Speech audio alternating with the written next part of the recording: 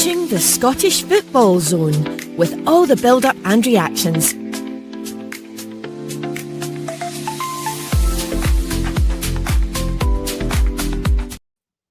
And yes, we are live. It's not Super Sunday. It's not Martin Tyler. It's only me and Robbie. Good to have you on, Robbie. Aye, it's good to be on. Look, we're better than Martin Tyler and all that rubbish, Jamie Carragher and Gary Neville. Who needs it when you've got me and you?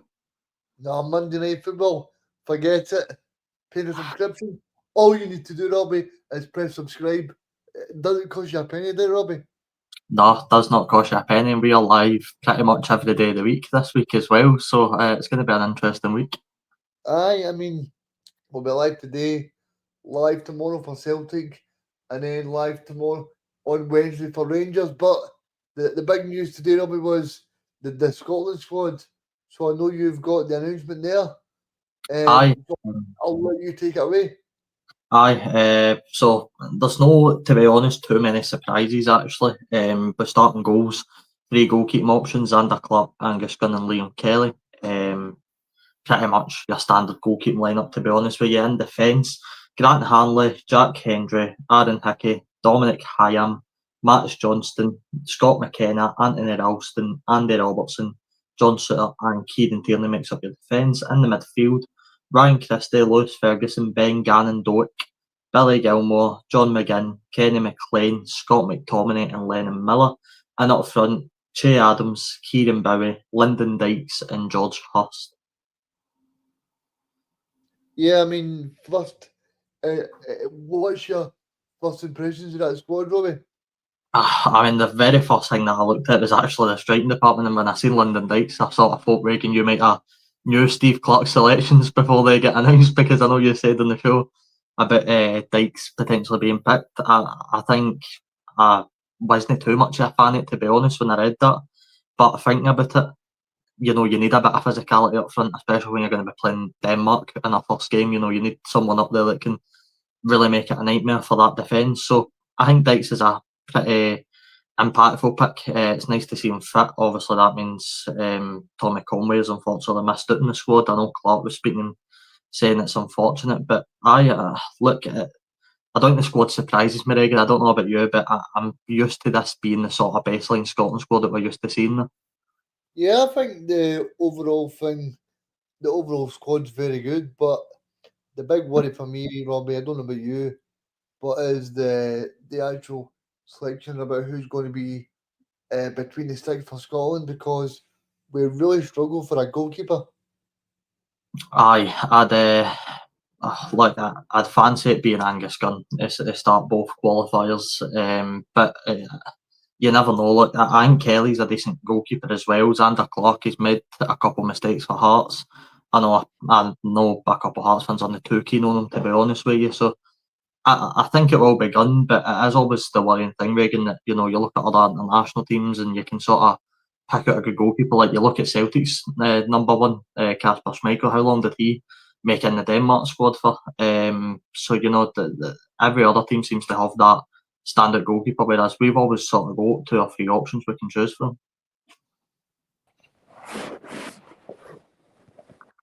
Yeah, and it's great to be joined by Graham. Thank you for joining me again, Graham. It's great to have you on again. No worries, boys. Just finished up a few things for work, so I thought I'd jump on. I just wanted to say to you the same question that I just said to Robbie. The big thing for me, Graham, for that squad is Scotland are looking for a number one now. And I think, obviously, Zander Clark's done okay, but he's made a few mistakes, as Robbie said. And obviously, Angus has not done too well either. So I think it's a bit of a struggle for Scotland. Yeah, I mean, Zander's not been brilliant this season. He didn't really get a lot of chances last season. The season before, he was very good. But I think off the 3 that we've got, he probably is the best option. I mean, I have to be honest, I'm glad for his sake Kieran Flicker's not in that Scotland squad. Obviously, Craig Gordon's out. He probably would have started. So, yeah, it's a difficult one. I do think that based on the 3 at the moment, I do think that, and I don't even think Liam Kelly's actually playing either. So I think if you're looking at that, it really only leaves you Xander Clark. He's the only one that's playing regularly. So I think it probably will be Xander Clark because we've not got many other options apart from that. I mean, Angus Gunn can't break into the Nottingham Forest team, so he's not playing regularly either, which really does only leave you Xander Clark. And look, I've always said, and Graham, you know this, I've always said I like Xander. I think he's a good goalkeeper. But in a time with Hearts where maybe he's not playing his best stuff in net, it's maybe a bit worrying that we are going to be coming up against a lot of pressure. That Denmark game's going to be massive, and if we are looking for a reliable number one, we need him to sort of step up his game. It's funny because I think the thing with Xander Clark is because he's not got Craig Gordon breathing down his neck for Hearts. I wouldn't say he's switched off, but he's not really under that much pressure. Because obviously Ryan Fulton's injured just now. We've got Liam McFarlane, young keeper, on the bench. So he's not really getting tested by the goalkeepers. I think if Craig Gordon was there pushing him, I think we'd see a better Xander Clark. But we've not really got that just now. Yeah, I mean, I think the interesting thing that probably for Steve Clark's point of view, I think, see in terms of the three choices he's got, three of them are basically number twos. So because I think Craig would be the number one at Hearts. You've got Liam at Rangers, and then you've got Angus who's at Nottingham Forest. So I think there's three there that you kind of. I don't know who you guys would play, but I think Steve Clark might go with Angus personally because he's been there and done it with Scotland. It's going to be a difficult choice no matter who he picks. All three, I think, have got quality a day. I think they're all good goalkeepers. I agree. I think with Clark's thing, I think he might lean more towards Gunn slightly. But if you're looking at who's actually playing, then as Graham mentioned, it's Xander Clark any day. But it's interesting because, as I mentioned a minute ago, every national team has their goalkeepers. Italy have got Donnarumma. France used to have Hugo Lloris. Denmark had Schmeichel for a long time. Scotland have never really had a settled number one, which is probably a big problem. Your defence needs to be covered by a good number one at all times to make them feel more comfortable. So when we're always chopping and changing it, we'll never help the back line. Yeah, and obviously, I think we'll probably go from the bottom end of the park straight to the top end of the park. And probably the top end of the park, the two players that stand out would be Dykes and Bowie for the striking option, Graham. Yeah, and I think if you're basing it on form, I also think you've got to go with Kieran Bowie. He's on form. I've not really seen much of Lyndon Dykes recently, but he's been scoring goals. And you look at the game in Europe a couple of weeks ago, I thought he was excellent. Take aside the goal he scored. His all-round play, Bowie, was excellent. He's a young laddie. His hold-up play is good. His link-up play is good. He can obviously score goals. I think, again, something that I think Steve Clark has to do, which he doesn't tend to do, is pick players on form. He picks his favourites and he goes loyal. I know why he does it, because he sees that certain players have got him to 2 Euros. But you've got to start picking players that are based on form. And right now, if we're going to go one up front, which we probably will do against Denmark, I think you're picking Kieran Bowie for me. Graham, obviously the Hearts fan, do you think Shankland will feel a bit disappointed to miss it in the squad? No, I don't think he should be disappointed because he's not done enough to earn it. I don't think. We all know that he was pretty poor last season. He started this season okay in spells, but I don't think he's done enough to get in that Scotland squad. I mean, he was barely in the Scotland squad when he scored 31 goals in that season. So I don't think he can get in the squad now when he's not really cutting up trees, to be honest. Yeah, and I think as well, I wanted to ask you as well, Graham, I mentioned the Robbie personally, maybe Stuart Finlay yesterday. I don't know if you think he could possibly be in it because you look at the centre backs. I think you two know I'm not a big fan of Grant Hanley, and he'll probably play Grant Hanley. So I'm just trying to think of people that possibly might have been in the squad, and Stuart Finlay started well. Yeah, I think Finlay's a bit unlucky not to be in it. I think he's done very well. I don't think he was great on Saturday, well, it wasn't just him. But he's been very good. He's quick, he's strong, he's a goal-scoring threat as well from set pieces, which I think if you're looking at against Denmark, we might have to use set pieces because I don't see a score from open play. So yeah, I think Finlay can count himself a bit unlucky. The rest of the squad's not really a shock. I think the only surprise for me is Dom Hyam, because I've not really seen much of him at Blackburn. I know he's 29, he's had one Scotland cap before, but I think Finlay can count himself a little bit unlucky not to be in that Scotland squad. And Grant Hanley's not even playing. You know, he signed for Hibs and he's barely started. So again, I think everyone's got the same opinion about Grant Hanley. So I think Finlay's a bit unlucky not to be in that squad. Robbie, Here's a big... Sorry, on you go. Sorry, Robbie, I was just going to say, see, in terms of that person that's mentioned in there, he said Mandarin's being robbed. I mean, I said that to you yesterday. I mean, like, if Mandron came out as it been announced in the Scotland squad, I wouldn't want to see everybody else's reaction. I mean, I'd be buzzing, but I just, no, they'd never get near the squad. Talking about the centre backs, but one big miss that I've seen instantly, Ryan Porteous never made the squad again. You know, that's a guy that's now playing in MLS, and I don't exactly know his game time. I don't believe he played in the last match that the team he plays for, I think LAFC, played. So, you know, he might not be playing right now, but he's still a guy that's got a bit of championship experience in England. And again, when we're putting Grant Hanley in the team, who can he back into the Hibs team, I don't see why you wouldn't maybe call up a guy like Ryan. Yeah, I mean, who for you guys would be potentially that is finding themselves a bit unlucky not to be in? Possibly the one for me would be Josh Mulligan at Hibs. Aye. Yeah, to be fair, I was thinking that as well. I think Josh Mulligan probably should be in it as well. Yeah, There's a few of them, but Josh Deutsch is another one. I don't exactly know his game status, but he's always a decent option to have. You know, there was a few players that Clark was trialling. I remember I'm pretty sure Andy Irving got in the last squad. You know, he's not there anymore. So, you know, there's a few players that he sort of been bringing in, then he sort of took back out. But for me, I look at the two options and I don't always like picking them out because we speak about them enough. But as for me, Grant Hanley and Kenny McLean, and I know they have been so influential for Scotland, and maybe, you know, again, we don't watch them every single day like Steve Clarke does. We don't know the leadership skills inside the dressing room, and that maybe is why he keeps guys like that around. But in terms of on the pitch, I just don't think these guys are good enough anymore. Andy Irving's had such a strange career. Like when he was at Hearts, I thought he was okay. He didn't have a lot of pace. He was okay. He's played for West Ham. He's had a cap for Scotland. He's been tipped to sign for Celtic and Rangers. He's just had a really weird career, Andy Irving, because I never would have seen that coming when I saw him at Hearts. Yeah, and obviously the big thing for Scotland as well, it's great to see Lennon Miller. It's great to see Ferguson in there as well, because these Scottish talents are doing really well. Aye, another one that's come back into the team now, Ben Doak, or Ben Gannon Doak, sorry, I should say. You know, with the way he played last time, he might actually, Graham, and I don't know if you'd agree, but I think he might be our most influential player in that team.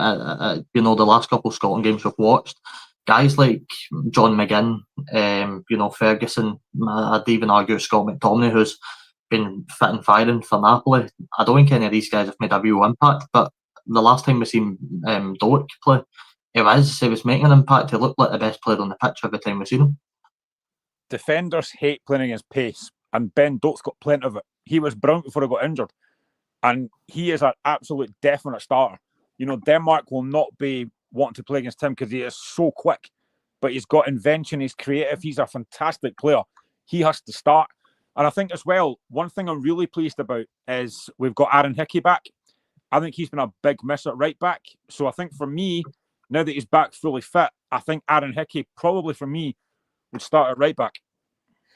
And obviously, I don't know if you guys have seen it, but obviously Nathan Patterson he's going for a medical for a move to Sevilla as well over in Spain. So hopefully he can do well abroad as well. Aye, I hope so. You know, it's always good to have. I feel like with Scotland, we always get a lot of good fullback options. You know, we're never short of fullbacks, probably on other spaces of the pitch. But you know, it's always good to have options. In my opinion, I don't think Ralston is good enough for the Scotland squad. I think in a couple of times we've seen him, he's done an alright job. But just having the guys like Hickey, as you mentioned, and Patterson, if everything goes well with the medical, just helps us a lot. Yeah, and obviously. Another good thing for Scotland is to see a young talent like Lennon Miller doing really well, because he's playing his first match in Serie A, and I know midfield is a strong option for Scotland, but do you think he can really break his way in the squad? I don't know, Graham. What do you think? This is the problem, I think. As much as we kind of criticise Steve Clarke at times, midfield is probably our strongest area of the park. So it's difficult for him to break into that. You've got Billy Gilmore, you've got McTominay, you've got McGinn.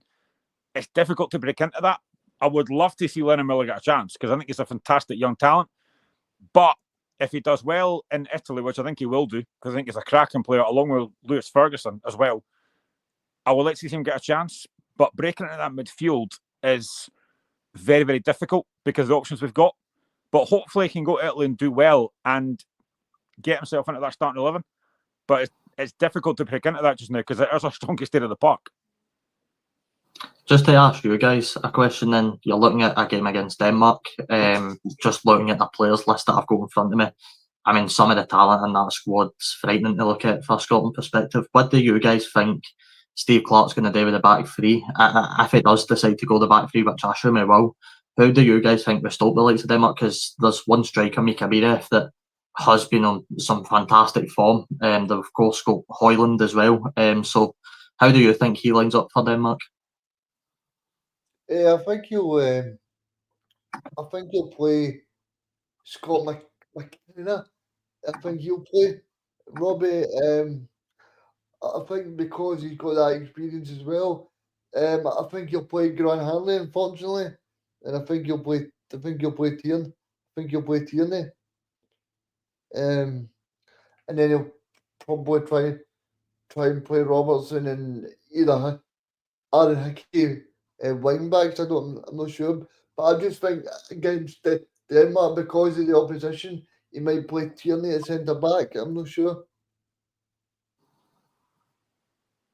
Yeah, that's fair enough. I mean, I think it's probably, and look, I was made it very clear that I thought Sutter get bullied against us at the weekend, but you know, it feels like he almost might make the start 11. Graham, what do you think about Philby?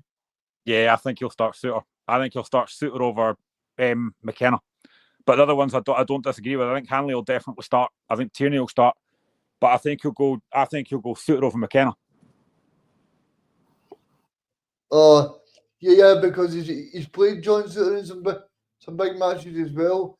But the only thing for me is I don't think he's really done himself really well over the past few weeks. But we know, Graham, that Steve Clarke really goes with people he trusts. But one thing I want to get onto all this qualifying campaign that Steve Clarke must not do, or else he will be sacked. As I just think that he should please, Steve Clarke, if you're watching, hopefully you're subscribed to the Scottish Football Zone, but please don't just pick people like Grant Hanley and Kenny McLean because they've been there and done it. Because if you look at the midfield options that we have of Burley, of John McGinn, of Lewis Ferguson, I mean, see if we go through this campaign and we've hardly played Lennon Miller, we've hardly played Ferguson, I think there's going to be Scotland fans that are going to be saying, surely the time has got to be up for Kenny McLean. I mean, of course he can be on when like 20 minutes to go when we're trying to see a game, but I don't think he should be a regular starting player. I mean, it's all set up now for Kenny McLean to bag a hat-trick against Denmark, and we're all sitting on the show and a couple of months going, thank God Steve Clarke picked him. But like you're right, there has got to be a time where change and move on. To give Steve Clarke credit, which not a lot of people are doing right now, he is slowly transitioning the squad. You're seeing players coming in. We mentioned Andy Irvine, at least he's given him a chance. He's bringing in guys. Kieran Bowie's now just getting to the team, so he is making transitional changes. He's also transitioned his backroom staff as well, which I'd love to get your guys' thoughts on that, because obviously the big one being Stephen Naismith joining back up as assistant coach. That'll be interesting getting into the World Cup qualifying as well. Yeah, I'm interested to get Graham's thoughts because he was obviously the Hearts manager at Tynecastle. So what do you make of that, Graham? It's a good appointment, and I think he'll definitely help the strikers as well. If they can learn from anybody, it's Stephen Naismith. And I think actually he's pretty good as a pundit as well. He comes across really knowledgeable, which I expect. I think he'll do really well in the backroom staff. Again, the one thing I keep coming back to, and I've said this numerous times on different shows, is the lack of strikers we've got. We've got 4 in that squad, which is not, for me, enough. Now, I know we talked about Shankly, it doesn't deserve to be in it, but where's the other Scottish talent coming through in terms of strikers? We seem to be lacking massively. Now, I'm not saying that James Wilson should be in the Scotland squad, because, again, I don't think he's done enough. But where's the other strikers coming through? 4 strikers for me is very, very short, but it's been a problem for a while. We just don't have enough quality strikers coming through. And again, if we are still starting, which we will do, if we are still starting guys like Che Adams and Lyndon Dykes, then I think we've got an issue. I was just going to ask you guys, see that night in Denmark, and like in 1 week's time, who would you guys be starting, Che Adams or Lyndon Dykes, or would you go for maybe like a Ben Doak playing through the middle? God, I think Clark's forces on into maybe playing like a 3-4-3 almost, with 2 wing backs and then having the 2 wingers, because if you're going to use Ben Doak, you need to use him as a winger and get to utilise his pace against Denmark. That's the one thing we need to do. And look, he's going to be up against tough opposition. Patrick Dorgu's broke into the Man United team. He's a very capable defender. So, we'll need to be a bit careful with what he selects. But I do think, Graham, I don't know if you agree, but I think he needs to sort of go with 2 wingers in this game. Yeah, he does. I think Ben Doak's an absolute guarantee. Who he plays on the other side, I mean, I would imagine that probably Ryan Christie will start. Yeah. Well, I don't know. But I think probably Christie will start. And then you're looking at, I think he probably will pick Che Adams or Lyndon Dykes. But I just think for something different, for a guy that's on form, that's playing well, I think you have to go with Kieran Bowie. But I know he won't do it. I know he'll pick Dykes or Adams. Yeah, hopefully he plays Dykes, because obviously Dykes is playing well in Birmingham at the moment. Scored last week against Blackburn last minute. He's playing with somebody Scottish football fans know well in Kyogo. Those 2 are playing 2 up front at the moment. So I'm glad to see him back and doing well, but because I just think that Che Adams, as much as he holds the ball up, he's not really offered too much for Scotland, Robbie. No, but he did score one of probably the biggest goals right enough against Denmark at Hampden. Adams he's a bit of a frustrating player, because he's got talent. He can find the back of the net. He can make a run like he did against Denmark. He's got the physicality to bully a defence. We just don't see it near enough. But Graham's right. I personally don't see a world in which Clark starts Kieran Bowie, which, in my opinion, he should. You look at Shankland when he had that 30-goal season. He couldn't even really break into the starting 11. He was the top goal scorer. So it just sort of shows you Clark's personal preference. And look, I do get why he goes for what he goes for. If you've got Dykes up front, or Che Adams, even you've got the physicality, and Dykes is a really good hold-up striker. That can be useful in many ways, but I just love him to be a bit more brave, a bit more ambitious. I think that's what we need to get into this campaign. I was going to wait till later, but I'll ask you guys to know. Do you honestly think that squad's good enough to get through this World Cup qualifying group? I think if Steve Clarke is bold and brave, then yes. But if he's not bold and brave, then no. Yeah, I think it does if Clarke changes his ways and changes certain players. But again, we know he's loyal. We know he's stubborn to a fault. So I don't think he'll change it. I mean, the thing that actually I find quite funny is the media, for example, were getting absolute. They were going crazy because Che Adams scored a hat-trick against Postman Pat 11. I mean, seriously, you could have stuck 11 of us against the team that he scored a hat-trick against. We scored about 4 or 5 goals that day. Che Adams has not scored a goal against a top-quality opposition for a long, long time. And we're going to be relying on him against Denmark and Belarus. Sorry, not for me. Denmark probably was the last big goal he scored.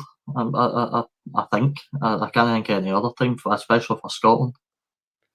I just think as well that if you look at the overall squad we have. I think it's the best squad we've had in a long time in terms of the attacking options. So it's up to Steve Clarke, Robbie, to get the best of that squad. It is, and look, the whole nation's putting the trust in Steve Clarke. We've trusted him enough. He's got us to 2 Euros now, which, look, no matter what anybody's thoughts on Steve Clarke, I will always love him for that. He gave me my first Euros. And let's be honest, he's had some stints as Scotland manager where we've genuinely been unbeatable at times. So, it's us trusting him, but we need to trust him for good reason. David trust him enough to make the changes. So he obviously needs to back up as well. Robbie, sorry to cut you off there, but he because if he plays people like Kenny McLean, then he's going to make a run for his own back. Because people know that people like Lennon Miller, he's a fantastic player. So do you think Spain go, oh, this guy's too young, he's too raw? No, they don't. They play him. Yeah, right. But also, what I'd argue is if we're going to play guys like McLean and Grant Hanley in these games, get behind them. Don't just, if you're in the stadium, I've heard some horrific things being shouted at Grant Hanley being at Scotland games. So if you're at a game against Denmark or Belarus or Greece or whoever it might be, just get behind the players. Don't make it toxic, because it's the last thing the players need. Players thrive off of good fans and roaring behind them. And I like to think, as a Scotland fan, that's something we do best. We get behind our players, so we need to do that again in these big games. I can guarantee when the team sheet comes out in that first game against Denmark, if Grant Hanley and Kenny McLean's names are on that team sheet, you can guarantee that Scotland fans are going to go, well, that's it, we're beat. Yeah. And obviously, Graham, Robbie made a good point earlier in terms of the fact that Aaron Hickey's back. I mean, no disrespect to Tony Ralston, but Aaron Hickey is such a bigger player than Tony Ralston. Yeah, I mean, Aaron Hickey before he got injured was fantastic. Obviously, I've seen enough of him at Hearts. I watched him at Brentford as well. He's a fantastic player, Aaron Hickey. And now that he's back fully fit, I think he's definitely a stick on for the right back position. I don't think we'll see much of Max Johnston. I might be wrong. But I think Aaron Hickey, for me, has to get that right back position nailed down. I think, obviously, when he gets back to full fitness, it'll be between him and Nathan Patterson, who I think is really good as well. But having Hickey back, he just offers so much down that right-hand side. He can defend, he can get forward, he's strong. I think he's a very good player. And now that he's back, I think he's a big, big player for us. Aye, Max Johnson, I was reading earlier, I think moving to Derby County for about £3 million. So a decent move for him to get some English football experience. But look, you're right, our two best fullbacks are Patterson and Hickey by far. Hickey I'd probably say is the best from what I've watched anyway. But look, it's interesting. I asked you guys about Robertson, obviously the captain. I've obviously been very open and honest. I think sometimes for Scotland, in terms of the way he plays, I think he can be a bit lacklustre. I don't think he drives the ball forward enough. Do you think that's something that will be so vital for not just these games, but for the full tournament, that our full-backs are getting the ball higher up the pitch when it's needed? Because it's something I don't think we've done enough in recent times. I think it's so important because I think Robertson, he scored that great goal in Poland and he's done really well and he's delivered. But I think over the past few times in Scotland, he's not really showed up. So it's important for him that he can fly down that wing, like you said, Robbie, and really show people what he's capable of. Because every time I see him play for Liverpool, he's really good, and hopefully he can bring that for Scotland, and hopefully we can qualify. But I think it'd be so important to start really well. I want to ask you guys now in terms of, in terms of these first two matches, Denmark away, Belarus away. See, in terms of these matches, do you guys what do you guys hope for or expect from these two matches? Would you take 4 points or would you win the 6? I would snap the hand off for 4 points. If we can get a draw against Denmark and beat Belarus, and that's a great start. Because let's be honest, I think Denmark's probably the hardest game. I know we got hammered by Greece at home the last time, by Greece, but I think we'll be better prepared than we were for those games. If we can get 4 points out these first 2 games, I think that's a great start and gives us a big opportunity. Yeah, I think Graham's got a point there, sorry, Robbie, because don't forget we beat Greece away from home. Okay, we might have got beat badly at home, but we still managed to beat Greece away from home. And I think if we can get off the perfect 4-point start, then that'd be fantastic.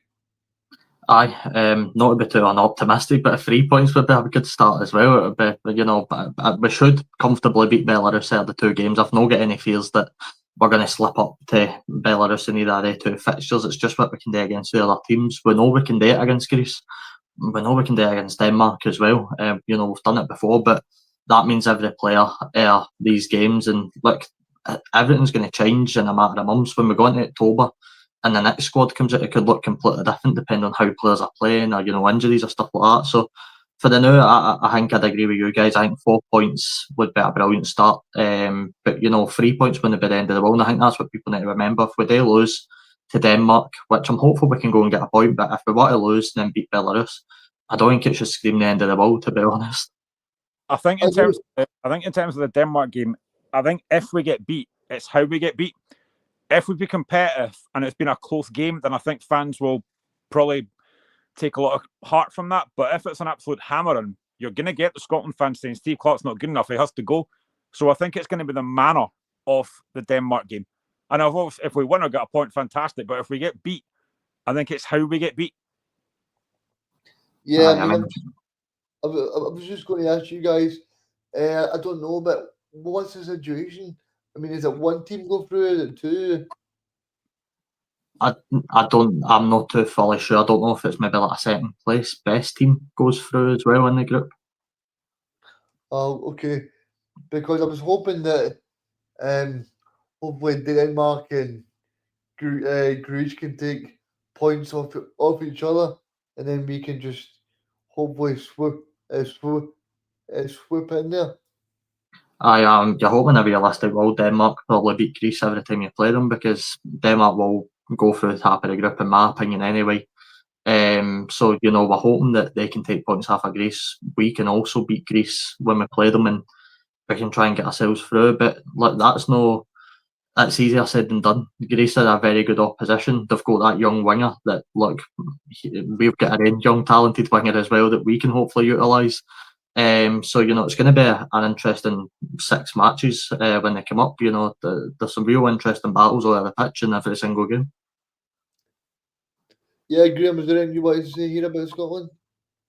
No, I think we need to, kind of Robbie said that, I think we need to try and be positive. You know, we've got a big opportunity here. It's only 6 games. If we can get off to a great start, it would be great to qualify. Like, we've qualified for 2 Euros. It would be great to qualify for a World Cup. And I think the Denmark game, I know it's early, but I think it's such a massive game for us. If we can come out of that game with something, it will give us a real positivity. Yeah, I mean, I think Graham's right, Robbie, in terms of that. That match can really set the tone. I mean, can you imagine if we got 3 points at the Denmark game? The place would be going mental. If we go to Denmark and pick up 3 points, us feel personally build Stephen Naismith a statue outside of Hampden Park for his efforts, because that'll be amazing. Like, I'm going to be as optimistic as possible to say we can get 3 points. I don't see why not. Denmark are a very tough opposition. They've got some very talented players that are playing in top European teams, but we have our own good players as well. We've got a nominee for the Ballon d'Or in our midfield, so, you know, we should be just as confident. And that's the thing, Graham said it, we need to be positive. You know, look at the way the Euros unfolded. We were too negative in the tactics. That's what Steve Clarke, and that's the main priority of changing. We need to be positive in the tactics. We need to drive at teams, be aggressive. You know, it's almost like a carbon copy of watching teams in this league play against Rangers or Celtic. Be aggressive and talk to them, get in their faces. It's what teams don't like, and it's what we should be doing more to try and get results. Yeah, and obviously, as Graham said earlier, we got to 2 Euros. But I just think there's something special about a World Cup. There's something special. It's also a lot harder to qualify for the World Cup, which is why I think Clarke gets, you know, so much stick for maybe not being good enough for certain fans.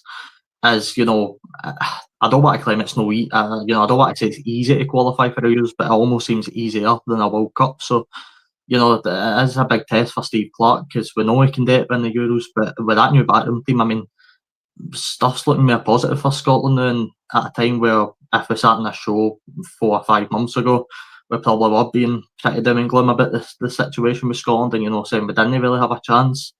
It's looking a lot more positive now we're building up to these games. How many managers have tried and failed before to get Scotland World Cup? 1998 was the last time. We've had numerous managers tried and failed. If Steve Clarke can do it, build the guy a statue. Yeah, I mean, he's been great, Graham. And I think that just shows you that even for all the criticism, like Robbie said earlier, he's been a great Scotland manager. He's been a most successful manager since Craig Brown. You know, for all the stick that he gets, he's got us to 2 Euros. I know that folk will say we didn't do well when we got there, and I get that completely. And I think, Robbie, and that you're right about the negativity and stuff, but we got there twice. And if we can get to a World Cup, I mean, that would just be absolutely fantastic. I know there's a lot of folk don't rate Steve Clarke, and at times I can understand it, but I think the guy is trying his best with what he's got. And if he can get us to World Cup, honestly, it would be absolutely fantastic. It really would be. It would be the feather in his cap if we got us to World Cup.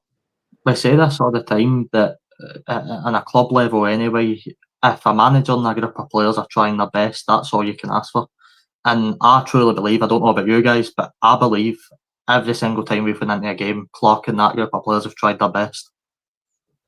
I mean, they've been brilliant, but I think the one match for me was the Hungary match in the Euros. I mean, we should have definitely been more positive in that game. I would agree with that. Aye.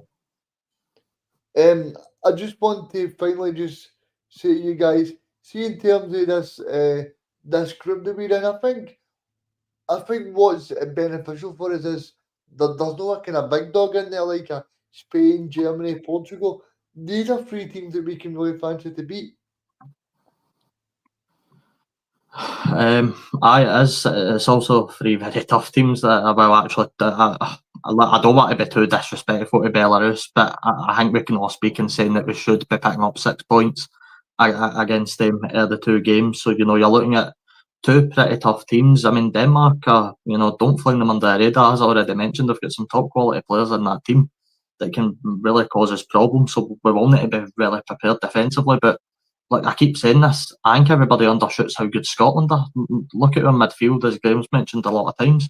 We have got some of the best, you know, but as I mentioned before, we've got a Ballon d'Or nominee in our midfield. You know, if that's not something that we should look to build upon and be positive with, then I don't know what is.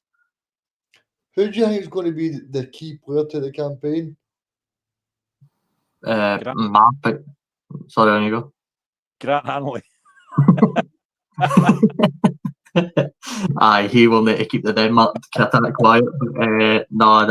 Ben Doak, it's so easy to say now, but I think everything is going to be built around what he can do when he's on the ball. You know, anytime we're going forward, I'm betting my prediction would be play probably Ryan Christie out on the left for these games, which I'm not too big fan of Christie in Scotland, to be honest with you, but it is what it is. So anytime we're going forward, that is going to be what we can do with Ben Doak. Yeah, I would agree. I think it'll be Ben Doak, but I also think, we touched on it earlier, I think the biggest thing for me is whoever's in goal is going to have a really good game against Denmark, because they will test us massively. Whoever's in goal is going to have a very, very good night.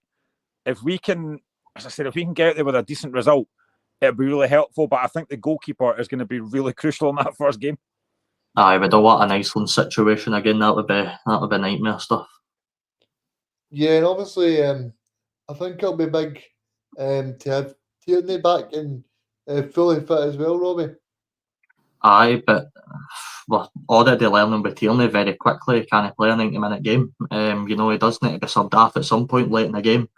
So, you know, it's about how we utilise him and how we change the game when it's needed. You know, we're going to take Tierney off for a more positive substitution. You know, are we going to start with Tierney, drop Grant Hanley, and then bring on Grant Hanley for Kieran Tierney? I don't know about the sentiment. I really don't know, but it is nice to have Tierney back. I agree with you, Regan. I think he does give us a bit more positivity, but the guy can't last a 90-minute match, and that is always a worrying thing. Yeah, And I think the one thing that we've got about Scotland is we've got players in there that can really change a game. Aye, it's the one thing I think Scotland, especially with the midfield area anyway, have always been positive where we have players in there that can change a game and change a shape. And look, Clark's, to give him a bit of credit, he is a very versatile manager. He can change shape a bit. We know he likes to go to the full back sometimes. It's something that he's experimented a bit more with in recent times. So we know if the 5-back system isn't working, we can switch. It's just about how the players adapt to that. It really is. It's about how we adapt to in-game situations. I don't think we do it enough. We've seen against Greece in the home game. I don't think we adapted to the game enough, and I think that's why Greece took complete control. And Graham, Steve Clark spoke today about the importance of set pieces, and that's why he's brought in a set piece coach from Leicester City. I think it's so important, and I'm glad that Steve Clark is bringing in a piece coach as well, because I think it's also okay to say like what Big Angela did and just appoint a set piece coach, but it's especially someone that specialises in it, because it's something that Scotland could really use, that we could really be effective in. Should have got the Hearts set piece coach, and we kind of stopped scoring for set pieces. Yeah, it's really important. I mean, to be honest, for a long time I always thought, what was the point in them? But now you kind of see why they are there, and I think it is important. And I think, like I said, against Denmark, we're not going to have a lot of the ball, so we probably are going to have to try and use set pieces to try and score.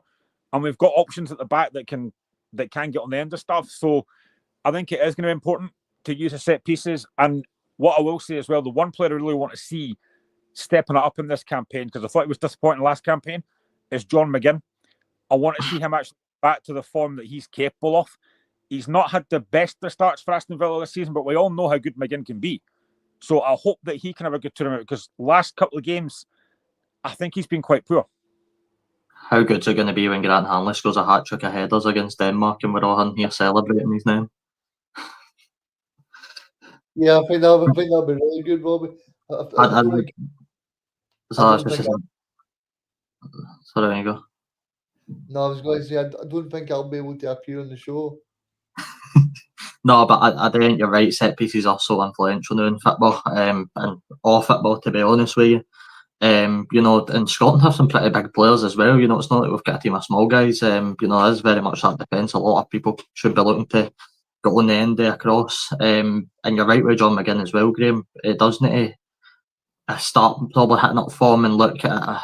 I hope Steve Clark's brave, because, in my opinion, I don't know about you guys, but if it's not working with John McGinn or anybody else in the team for that matter, I hope Steve Clark has the minerals to drop them. I hope he's brave enough to drop these players if they're not playing well. I know McGinn is arguably one of Scotland's most crucial players, because he's got that stature, he's a captain for Aston Villa, this and that. So, he naturally always gets the nod into the team, but if he's not playing well, drop him out. Give him a game in the sideline, tell him you need to improve if you want to be in the starting 11. Yeah, I mean, I think that's a good point you make, Robbie. Graham, what do you make of that? Yeah, absolutely. I think this is something that Steve Clark's going to have to do. If somebody's not playing well, it doesn't matter how good they are. If they're off form, you've got to start dropping them. And then obviously maybe they'll get better if you drop them. But he's got to have the stones to do it. And I think at times with Steve Clark, he doesn't do it. And I think another thing, and again, it's something I've noticed a bit about Steve Clark recently, I think at times he makes the substitutions a bit too late. That's something that, again, I think he needs to sort out a little bit, I think. Yeah, definitely. And just finally, from us, just make sure that you tune in tomorrow from about 5 o'clock, because the Celtic match is on at 5:45, I'm sure, Robbie. It's a quarter. I think it's 45 we're on. But it's a big week for the channel. We're on every day bar Saturday, I think. So make sure you hit the subscribe button. But I do want to get your guys' predictions, if that's all right, for the two games. I know we're still a wee bit away for the games, but I would like to get your thoughts on what you think will happen. I think in terms of Celtic and Kairat, I'm going to go for Kairat 2, Celtic 2, and then extra time. All right, I did mean the Scotland games, by the way, no the Celtic Kairat game, but aye, that's fine as well. I mean, I think Celtic will win tomorrow quite comfortably, I hope, anyway, for the sake of the coefficient. Sorry, I thought you were meaning the No. two games.